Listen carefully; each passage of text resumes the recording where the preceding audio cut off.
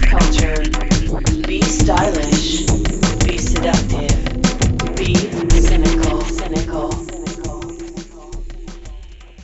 Welcome to the Sinical Magazine podcast. My name is Danny Stygion, and I'm the publisher of Sinical. This is episode number 18, and in today's episode we talk to Mistress Genevieve. She's a New Orleans-based dominatrix, and she appeared in the September 2016 issue. She's been a supporter of the magazine for a long time, and I was really happy to talk to her. Anyway, let's get to it. Can you tell us when you first realized you were dominant? Pretty much as a kid, I was dominating my little brother. My grandmother used to make me say a poem. The job of disciplining my little brother belongs to my father and my mother. It was kind of annoying. She made me say it all the time. But I was constantly in trouble for speaking for him and controlling him. He had a bad habit of not eating things. I would tell people what he ate and that he didn't eat, and generally speaking for him and kind of being controlling. And my mom later on would try to tell me that I were. So kind of started out early. And when did you first realize you were into kink?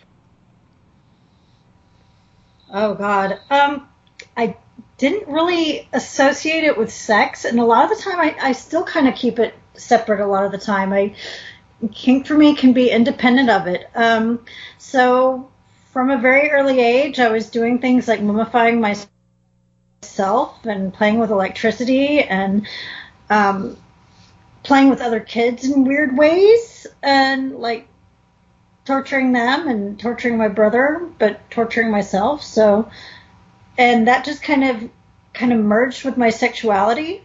So I don't remember a time in which there wasn't kink. Right. I just remember a time in which there wasn't a word for it. And how did this lead to becoming a professional dominant? Well, I was working in strip clubs, and I was carrying toys of my own, and I was wearing fetish clothes in strip clubs, and somebody offered to pay me because I was discussing the stuff that I was into and the stuff that I already practiced, and I knew people that were pro-doms that didn't tell me that they were professional, but they told me that they were lifestyle outside. And so I was already hanging around certain circles and voicing the stuff that I was into to clients at work. And that kind of led to people sessioning with me out of the clubs. So that kind of merged. My life began in theater arts, and so it was just a merging of all different roads in my life. So. And do you remember any first experiences? Well, first pro experience, I remember a client in the club. I had talked to him about some of the stuff I was into, and he asked me, well, would you do that to me? And they had a private room back in the back of the club called a fantasy room. And I had tied him to a hook on the wall, and I had ordered a bucket of ice, and I had him stand in the bucket of ice to freeze his feet.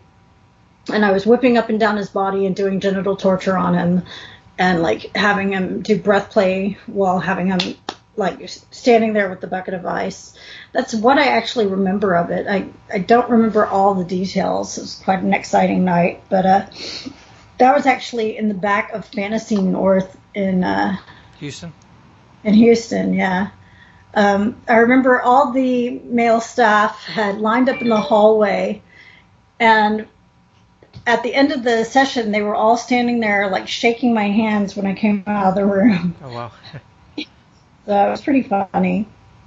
A friend of mine, I remember, had taken me to the Imperium when it first opened.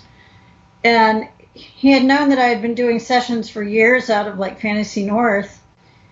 And he's like, should her get off the pot? He showed me this dungeon called the Imperium, and I filled out an application and I started working there.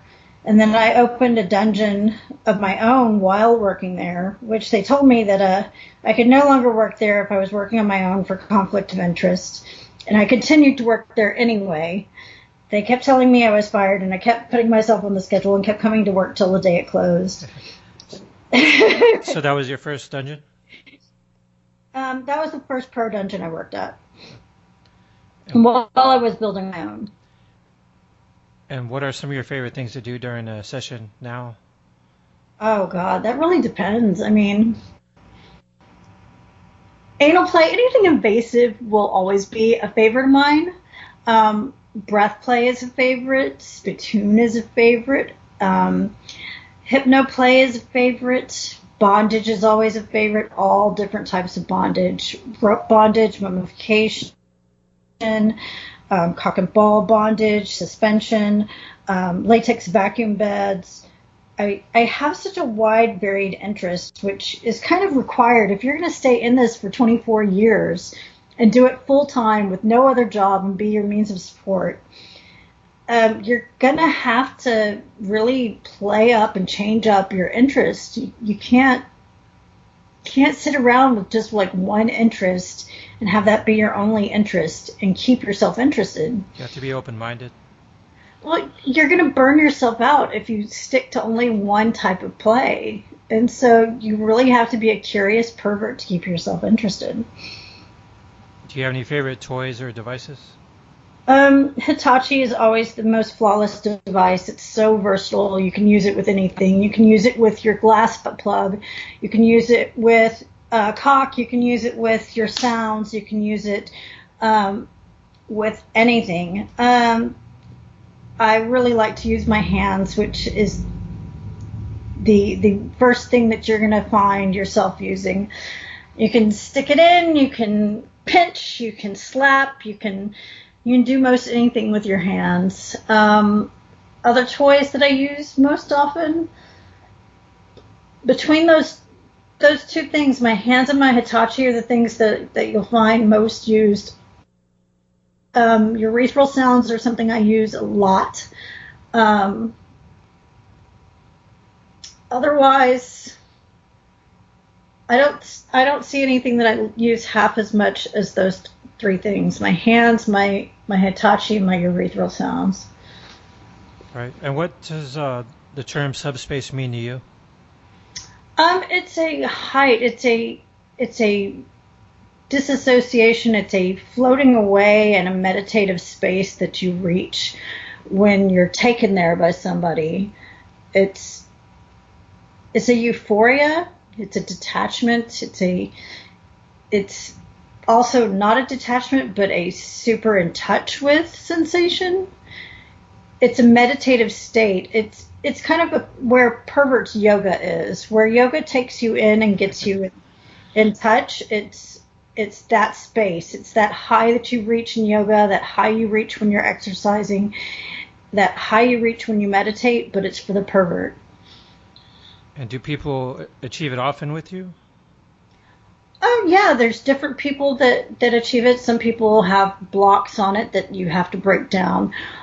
Different people achieve different subspaces. Some people achieve it through like going in through breath play. Some people achieve it through servitude. Some people achieve it through pain. Different people achieve it different ways and at different heights and at different times, but lots of people achieve it with me. And what about you? What are you feeling during a session? I have different types of top space that I achieve at different times. Sometimes it makes me excitable. Sometimes it makes me tired and almost post-climactic, almost as if it's a sex orgasm.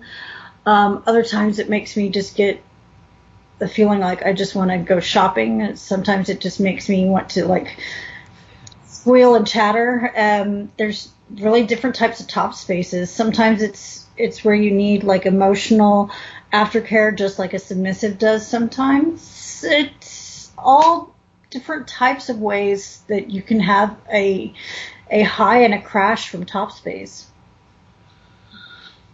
What is the proper protocol for contacting you for the first time? I would prefer through phone call or email. I've started to be more lenient about texting, though it's not preferred. I hate when anybody uses web slang texting. I hate when people don't punctuate. I would prefer somebody use a formal letter of introduction, be well thought out, and to actually have ideas of what they're into and what they're not into. Even people that have never played before, if you go through my website and look at a list of my interests and see where we overlap and having an idea of questions, even somebody with no experience should have some ideas of where their phobias and where their boundaries are, at least some limited idea, and where their fantasies are as a springboard of where their on buttons are. What do you try to achieve in a first-time session? To establish trust. You don't have a huge expectation that everybody's going to be able to go somewhere just yet. A lot of people have a lot of apprehension, but you hope that they can. It's not that all people can.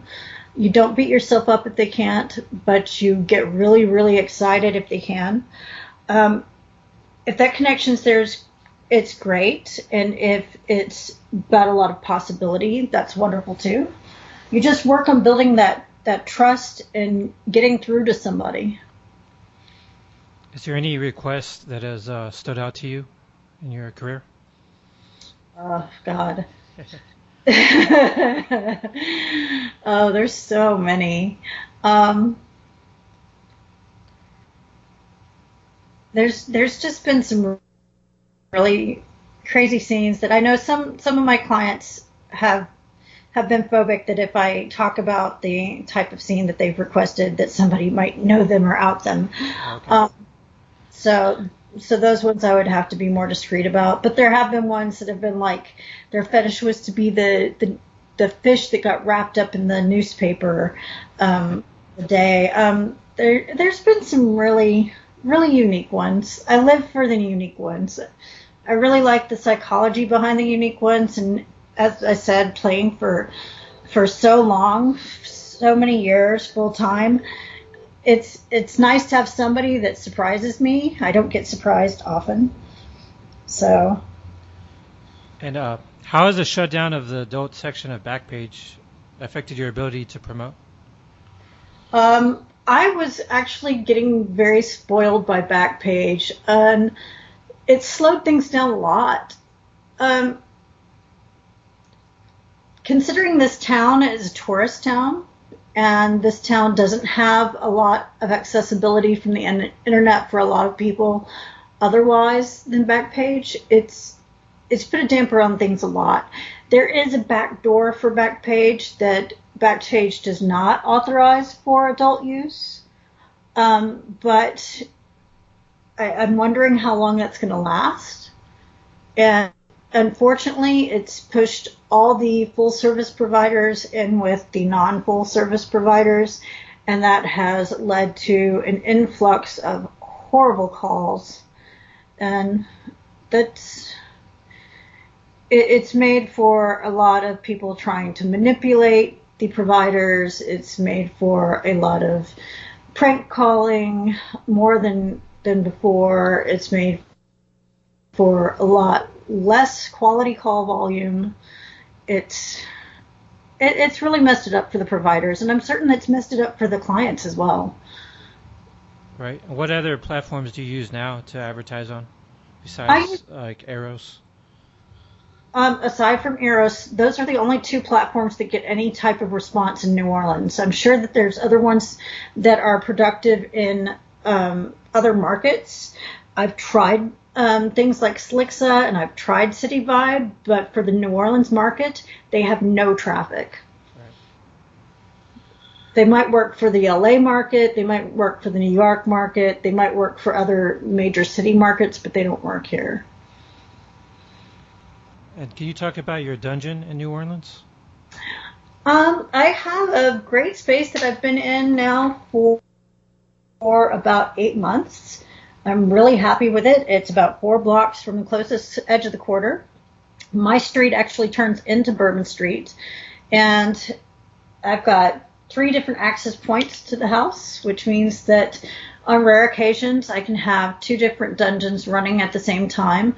There's one dungeon room that I actually consider the dungeon. The other rooms are actually more relay.